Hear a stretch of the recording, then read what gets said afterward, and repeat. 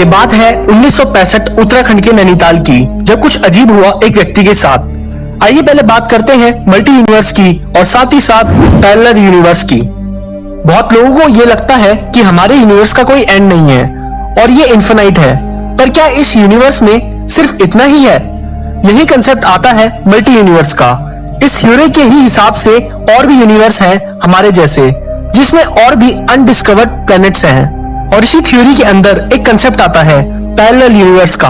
उस कंसेप्ट या थ्योरी के हिसाब से हमारी तरह ही एक और अर्थ है और आप जैसे और हम जैसे ही वहाँ व्यक्ति रहते हैं। उसी तरह पशु पक्षी सन मून सब एग्जिस्ट करता है, पर फर्क सिर्फ कैरेक्टरिस्टिक्स क्वालिटीज का है।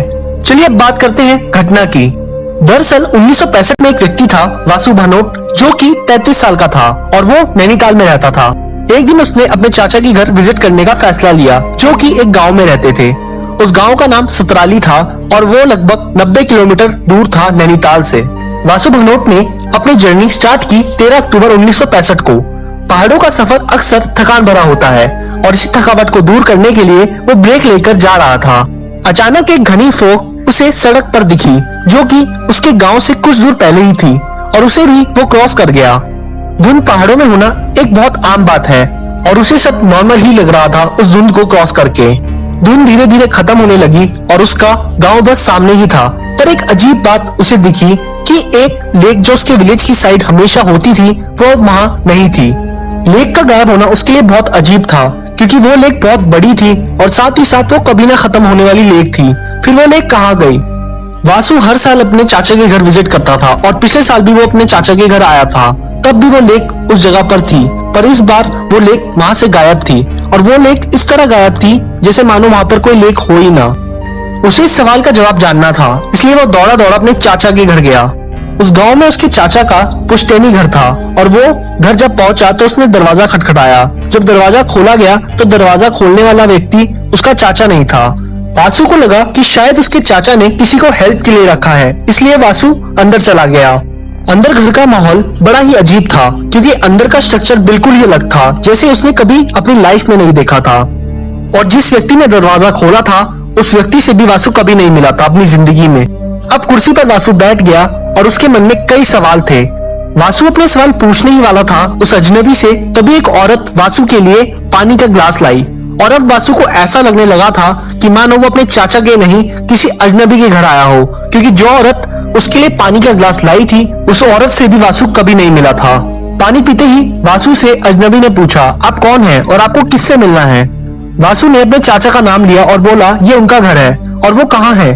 तभी अजनबी ने कहा, यहाँ ऐसा कोई नाम का व्यक्ति नहीं रहता और मेरे बचपन से ही मैं यहाँ इस घर में पला बड़ा हूँ। उस अजनबी की एज लगभग 60 साल की थी और ये सुनकर वासु के होश उड़ गए कि आखिर ऐसा कैसे हो सकता है। वासु को बहुत अजीब लग रहा था। वो सबसे पहले उठकर घर के बाहर गया और उसने घर को अच्छे से देखा कि कहीं वो गलत घर में तो नहीं आ गया, पर ऐसा नहीं था। बाहर उसने देखा कि ये वही घर है जिसमें उसके चाचा रहते थे। ये सब क्या हो रहा था उसको कुछ समझ नहीं आ रहा था। अजनबी ने वासु को कहा, जरूर तुम्हें कोई मिसअंडरस्टैंडिंग हुई है। वासु को कुछ समझ नहीं आ रहा था और इसलिए वो वेरिफिकेशन के लिए पड़ोसियों के पास गया और उसने भी अजनबी को उसका पड़ोसी बताया। ये सब देखकर वासु उस गांव से भागकर शहर की ओर निकला और उसने फैसला लिया कि वो अपने पिता और पुलिस को लेकर गांव दोबारा आएगा और सच का पता लगाएगा। शहर की ओर जाते समय फिर एक धुंध भरा रास्ता आया और वो वासु ने क्रॉस किया। शहर पहुंचते ही अपने पिता को सारी कहानी बताई और फिर पुलिस की सहायता से वो दोबारा गांव की ओर आए। पर इस बार इस रास्ते में कोई धुंध नहीं थी। साथ ही साथ लेक, जो कि गांव के किनारे पिछली बार वासु के टाइम नहीं थी, वो वापस आ गई थी। वासु को अपनी आंखों पर विश्वास नहीं हो रहा था कि आखिर ऐसा कैसे हो सकता है, लेकिन ये तो शुरुआत थी। जैसे ही गांव में पुश्तैनी घर को खटखटाया तो उसके चाचा बाहर आए और पुलिस, वासु के पिता और वासु उन्हें देखकर दंग रह गया। ये सारी घटना वासु ने अपने चाचा को भी सुनाई। इस घटना के बाद कई लोगों ने वासु को पागल समझा और धीरे धीरे ये खबर पूरी तरह फैल गई कि वासु नाम के व्यक्ति ने कुछ ऐसा एक्सपीरियंस किया है। कई लोग इस घटना को महज एक मजाक समझते हैं। उनके हिसाब से वासु ने नशे की हालत में कोई सपना देखा होगा। पर अजीब बात यह है कि वासु ने और उसके परिवार में किसी ने भी पूरे जीवन कोई नशा नहीं किया, तो फिर ये सब कैसे हो सकता है? वहीं कई लोग ऐसा समझते हैं कि वासु जिस समय धुंध को क्रॉस करके आगे बढ़ा होगा, उसी समय वो पैरेलल यूनिवर्स में चला गया होगा।